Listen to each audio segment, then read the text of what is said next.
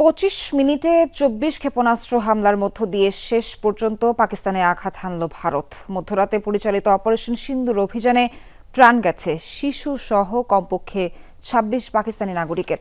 আহত অর্ধশতাধিক। টার্গেট করা হয় পাক নিয়ন্ত্রিত কাশ্মীরের রাজধানী সহ অন্তত 9টি স্থান।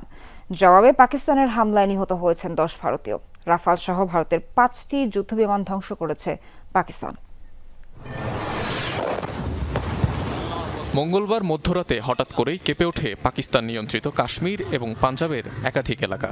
বিস্ফোরণের বিকট শব্দে প্রকম্পিত হয় মুজাফফরাবাদ, কোটলি, বাহাওয়ালপুর সহ অন্তত 9টি স্থান। এসব এলাকায় একযোগে ক্ষেপণাস্ত্র হামলা চালিয়েছে ভারত।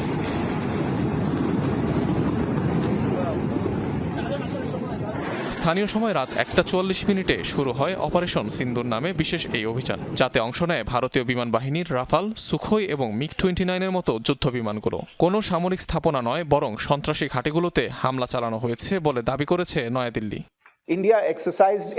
আপনারা সবাই অবগত, ভারত তার জবাব দেওয়ার অধিকার প্রয়োগ করেছে, যার মূল লক্ষ্যই ছিল সীমান্তের ওপারে থাকা জঙ্গি আস্তানা নির্মূল করা। পেহেলগামে সন্ত্রাসী হামলার প্রেক্ষাপটেই নয়াদিল্লির এই অভিযান।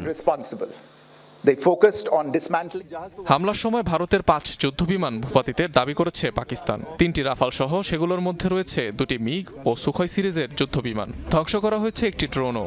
বন্দী করা হয়েছে যুদ্ধবিমানগুলোর পাইলটদের। দাবি ইসলামাবাদের। কাপুরুষোচিত হামলা আখ্যা দিয়ে প্রতিশোধের হুঁশিয়ারি দিয়েছে দেশটি।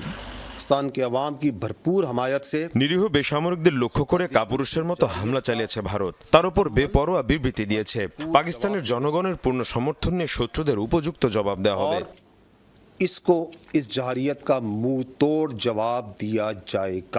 এদিকে হামলার পর লাইন অফ কন্ট্রোলে ব্যাপক গোলাগুলি হয়েছে দুদেশের সেনাদের মধ্যে। ভারতীয় সেনাবাহিনীর একটি ব্রিগেড সদর দফতর গুঁড়িয়ে দেওয়ার দাবি করেছে পাকিস্তান, যদিও তা সত্য নয় বলে পাল্টা দাবি করেছে দিল্লি। অনিক রহমান, যমুনা নিউজ।